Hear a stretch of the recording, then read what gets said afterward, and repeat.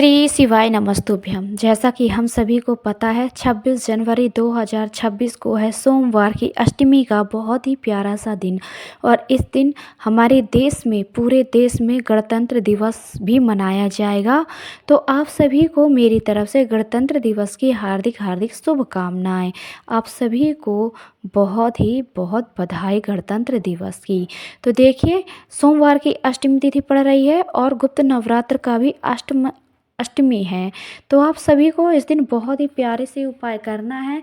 और ख़ासकर जब सोमवार की अष्टमी तिथि पड़ जाती है तो इस दिन बहुत ही प्यारे से उपाय आपको करने होते हैं और भोलेनाथ का आशीर्वाद आपको मिल जाता है। बस अच्छे दिल से पूरे हृदय से कीजिएगा, पूरे विश्वास के साथ करिएगा, आपको सफलता मिलेगी। महादेव आपसे प्रसन्न होंगे, आपके जीवन के सारे कष्ट सारी बाधाएं दूर होंगी। तो इस उपाय को करिएगा। उससे पहले वीडियो को लाइक कर दीजिएगा, चैनल को सब्सक्राइब भी कर दीजिएगा, बेल आइकन को भी प्रेस कर दीजिएगा। वीडियो की नोटिफिकेशन सबसे पहले आप सभी को मिल सकेगी। तो सोमवार की अष्टमी तिथि 26 जनवरी 2026 गुप्त नवरात्र का अष्टमी दिन अष्टमी। तो आप सभी को करना क्या है, हम आपको पहला उपाय बताने जा रहे हैं।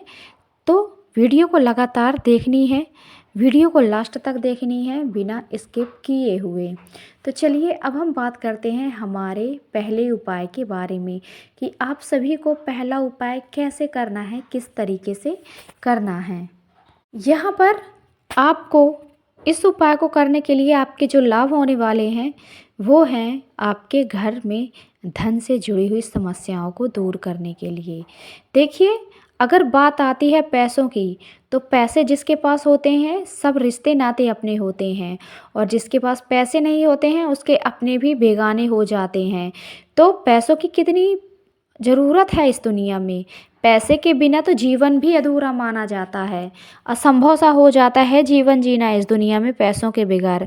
तो आपके घर में धन की कमी चल रही है तो इस उपाय को ज़रूर करिएगा। अगर आपके घर में पैसे आते तो हैं लेकिन स्थिर नहीं रहते, मतलब बेवजह बेतरीके से खर्च हो जाते हैं, तो इसके लिए भी आप इस उपाय को करें। तो करना क्या है, आपको गाय का देसी दूध लेना है, गाय का दूध लेना है, कच्चा दूध लेना है, और साथ में 1 लोटा जल लेना है और एक बेलपत्र लेनी है। और इन चीज़ों को लेकर जाना है महादेव के शिवलिंग के पास। आप इस उपाय को कभी भी कर लीजिए जब आपको समय मिलता है, ठीक है। अष्टमी तिथि के दिन किसी भी समय कर सकते हो।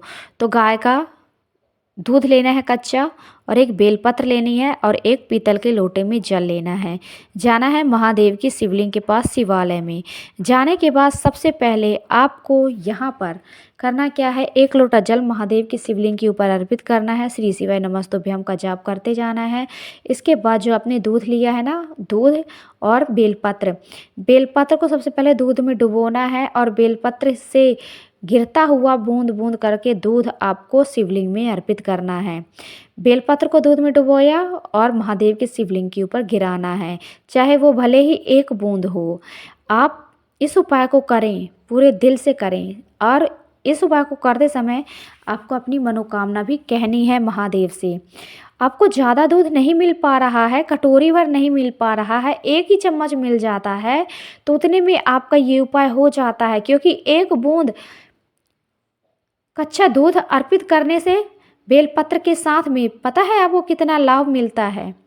स्वयं गुरु जी ने अपने कथा में बताया है, शिव पुराण में प्रदीप मिश्रा जी ने अपने शिव पुराण में बताया है कि कितने लाभ होते हैं कच्चा दूध अर्पित करने से शिवलिंग के ऊपर, आपको कितने लाभ मिलते हैं। तो आप इस उपाय को करें, आपके जीवन के कष्ट दूर करें, पूरे दिल से, पूरे सच्चे दिल से करें, ठीक है। तो ये था हमारा पहला उपाय। हम बात करेंगे हमारे दूसरे उपाय के बारे में कि हमें दूसरा उपाय कैसे करना है, किस तरीके से करना है, क्या क्या लाभ होने वाले हैं दूसरे उपाय को करने से। यदि सोमवार की अष्टमी पड़ रही है तो इस दिन आपको एक उपाय करना है। इस उपाय को करने के लिए क्या होगा, सबसे पहले तो बात करते हैं इस उपाय को करने से क्या होगा। इस उपाय को अगर आप करते हैं तो आपकी मनोकामना पूरी होती है। आपकी कोई ऐसी मनोकामना है जो अधूरी रह गई है, पूरी नहीं हो पा रही है, आपने हर जगह मत्था टेक लिया, हर देवी देवताओं के सामने अपना सिर झुका लिया, लेकिन आपका मनोकामना पूरी नहीं हो रही है, तो आप मेरे भोलेनाथ के सामने आप एक बार कह के देखिए, आपका वो कार्य मिनटों में पूरा हो जाएगा। बस सच्चे दिल से बोलिएगा। देखिए, महादेव तो भोले हैं, अपने भक्तों की पुकार बहुत ही जल्दी सुन लेते हैं और भक्तों की मनोकामना को जल्दी पूरा करते हैं, चाहे वो जैसी भी मनोकामना हो। ये तो आपको पता ही है। भस्मासुर को वरदान दिया था कि जिसके सिर पर अपना हाथ रख देगा तो वो व्यक्ति भस्म हो जाएगा। तो भस्मासुर कितना वो बेकार निकला, है ना, कि जिन्होंने आशीर्वाद दिया उन्हीं के ऊपर वो अपना हाथ रखना चाहता था। तो जब ऐसे व्यक्तियों को भोलेनाथ अपना वरदान दे सकते हैं, तो हम सब तो सच्चे दिल से प्रार्थना करेंगे ना, सच्चे हैं, किसी को कोई कष्ट नहीं पहुंचाएंगे, कोई दुख नहीं पहुंचाएंगे, बस हम अपनी मनोकामना को पूरा करवाना चाहते हैं। तो महादेव से सच्चे दिल से जुड़ जाइए, सच्चे हृदय से जुड़ जाइए और महादेव से कहिए, आज से आप मेरे और मैं आपका, यह मेरी जीवन नैया आपके हवाले। तो क्यों नहीं वो सुनेंगे, ज़रूर सुनेंगे। आप एक बार कह के देखिए, ठीक है। तो करना क्या है, आपको एक कनेर का फूल लेना है। इस उपाय के बारे में बात करते हैं, ठीक है। तो आपको एक कनेर का फूल लेना है, पीले कनेर का फूल लेना है और 1 लोटा जल लेना है। जाना है महादेव के शिवालय में। सबसे पहले 1 लोटा जल महादेव की शिवलिंग के ऊपर अर्पित करना है। श्री शिवाय नमस्तुभ्यम का जाप करना है। इसके बाद जो आपने कनेर का फूल लिया है ना, उसको आपको अर्पित कहाँ पर करना है। देखिए, जब आप ये कनेर का फूल अर्पित करोगे तो शिवलिंग से टच करता हुआ जलाधारी में अर्पित करना है। मतलब हल्का सा शिवलिंग में टच होना चाहिए और जलाधारी के पास आपको अर्पित करना है। आप साथ में आपको अपनी मनोकामना भी कहते जानी है। इस उपाय को करते हैं सोमवार की अष्टमी तिथि के दिन, तो आपकी जल्दी से जल्द मनोकामना पूरी होती है। तो ये उपाय आप करें, बहुत ही लाभ मिलेगा आपको। तो ये था दूसरा उपाय। हम बात करेंगे हमारे तीसरे उपाय के बारे में। हमारा जो तीसरा उपाय रहेगा, आपकी रोग प्रवृत्ति को दूर करने के लिए है। आपके घर में एक व्यक्ति बीमार पड़ते हैं या फिर कोई ऐसा व्यक्ति है जो बहुत ही बीमार रहता है, वो ठीक हो नहीं पाता। मतलब एक बीमारी ठीक होने का नाम नहीं ले रही है और दूसरी बीमारी खड़ी होती जाती है। एक दवाई चलती है, बंद नहीं हो पाती है, दूसरी दवाइयाँ, दूसरी बीमारी की दवाइयाँ शुरू हो जाती हैं। तो इस ऐसे ही व्यक्ति के लिए है ये उपाय। तो करना क्या है, आपको चने की दाल लेनी है। चने की दाल कितनी लेनी है, आपको यहाँ पर 14 चने की दाल लेनी है। कितनी, 14 चने की दाल गिनकर लेना है।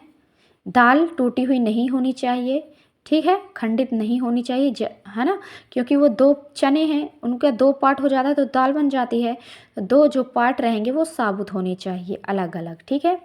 तो आपको करना क्या है, 14 चने की दाल लेनी है, 1 लोटा जल लेना है, जाना है महादेवी शिवलिंग के पास। लेकिन जाने से पहले आपको उस व्यक्ति के ऊपर से घुमा लेना है 7 बार।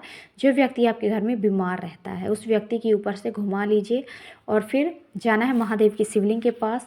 सबसे पहले 1 लोटा जल कुंदक रूप कुंदकेश्वर महादेव का नाम स्मरण करते हुए, उस व्यक्ति का नाम और गोत्र बोलते हुए महादेव की शिवलिंग के ऊपर अर्पित कर देना है ये 1 लोटा जल।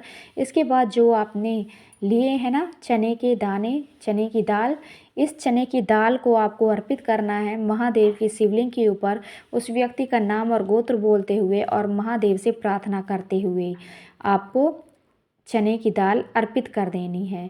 तो इस उपाय को आप करिएगा ज़रूर। तीसरा उपाय था, आपके घर का वो व्यक्ति बहुत जल्दी ठीक होगा जिसके लिए आपने ये उपाय किया है। तो ये था तीसरा उपाय।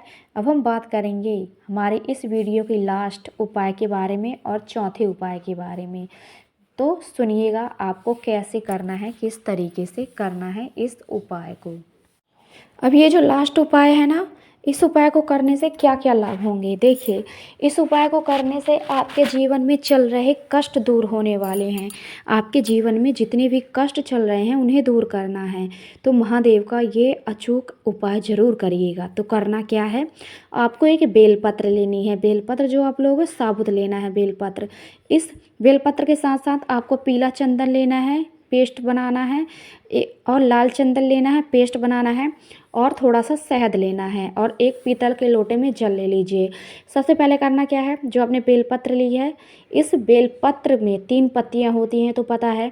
बड़ी वाली पत्ती में आपको पीला चंदन लगाना है, पूरी पत्ती में पीला चंदन लगा दीजिए और नीचे की जो छोटी 2 पत्तियां होती हैं, इन दोनों पत्तियों में लाल चंदन लगा दीजिए और दोनों पत्तियों के बीच वाली जो डंडी होती है ना, लंबी सी डंडी, लंबी पत्ती से लेकर बीच वाली डंडी जो होती है दोनों पत्तियों से लगी हुई होती है, ये बीच वाली डंडी में आपको लगाना है यहाँ पर शहद लगा दीजिए।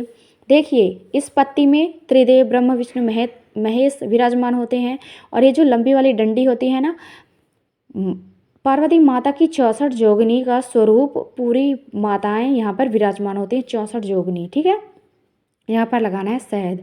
अब आपको करना क्या है, महादेव की शिवलिंग में जाना है। सबसे पहले आपको यहाँ पर 1 लोटा जल अर्पित करना है महादेव की शिवलिंग के ऊपर। महादेव का मंत्र ओम नमो भगवते वासुदेवाय नमः मंत्र जाप कर लीजिए, श्री शिवाय नमस्तुभ्यम जाप कर लीजिए और यहाँ पर ओम नमः शिवाय ओम नमः शिवाय भी मंत्र जाप कर सकते हैं। और फिर 1 लोटा जल अर्पित करने के बाद आपने जो ये बेलपत्र तैयार की है, इस बेलपत्र को माता अशोक सुंदरी के स्थान पर आपको अर्पित कर देना है, अपने कष्ट अपनी मनोकामना को कहते हुए। ये जो जहाँ पर आपने चंदन लगाया है ना, वो चंदन वाला भाग रहेगा नीचे की साइड माता अशोक सुंदरी पर टच होना चाहिए और माता अशोक सुंदरी के स्थान पर इस बेलपत्र को अर्पित कर दीजिए।